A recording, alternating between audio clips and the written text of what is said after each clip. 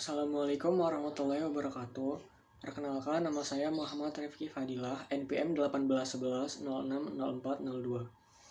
Berikut adalah video pembelajaran dari saya dengan judul Prinsip-prinsip pengembangan kurikulum. Yang pertama ada pengertian prinsip pengembangan kurikulum. Yang secara tata bahasa, prinsip mempunyai arti asas, dasar, keyakinan, dan pendirian. Dari pengertian tersebut dapat kita pahami bahwa kata prinsip merujuk pada hal yang sangat penting, mendasar, harus diperhatikan, dan memiliki sifat yang mengatur dan mengarahkan, serta sesuatu yang biasanya selalu ada atau terjadi dalam situasi dan kondisi yang sama. Hal-hal yang berhubungan dengan pencapaian tujuan pendidikan dipandang sebagai kurikulum.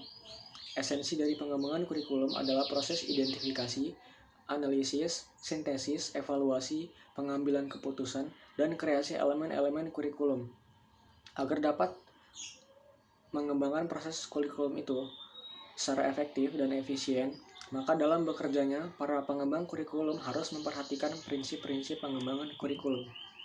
Selanjutnya ada macam-macam sumber prinsip pengembangan kurikulum. Yang pertama ada data empiris, yang kedua ada data eksperimen, yang ketiga ada cerita atau legenda yang hidup di masyarakat, yang keempat ada akal sehat. Lalu berikutnya ada tipe-tipe prinsip pengembangan kurikulum. Tipe-tipe prinsip pengembangan kurikulum yaitu tingkat validitas dan rehabilitas prinsip yang digunakan. Ada fakta, konsep, dan prinsip yang tingkat kepercayaannya tidak diragukan lagi, karena sudah terbukti melalui riset yang berulang-ulang. Ada juga data yang sudah terbukti, tetapi masih terbatas dalam kasus-kasus tertentu, belum bisa digeneralisasikan, dan terdapat pula data yang belum dibuktikan oleh riset, tapi sudah terbukti dalam kehidupan dan menurut pertimbangan akal sehat, dipandang logis, baik, dan berguna. Contoh yang pertama ada anggapan yang benar, utuh, atau menyeluruh. Yang kedua ada anggapan kebenaran parsial. Yang ketiga ada anggapan kebenaran yang masih memerlukan pembuktian. Berikutnya ada macam-macam prinsip pengembangan kurikulum, yaitu ada prinsip umum dan prinsip khusus. Prinsip umum biasanya digunakan hampir dalam setiap pengembangan kurikulum dimanapun. Sukmadinata menjelaskan bahwa terdapat 5 prinsip umum pengembangan kurikulum, yaitu prinsip relevansi, prinsip fleksibilitas, prinsip kontinuitas, prinsip praktis, dan prinsip efektivitas. Selanjutnya ada prinsip khusus.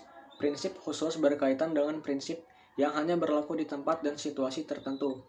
Prinsip ini merujuk pada prinsip-prinsip yang digunakan dalam pengembangan komponen-komponen kurikulum secara khusus, yang berisi tujuan, isi, metode, dan evaluasi.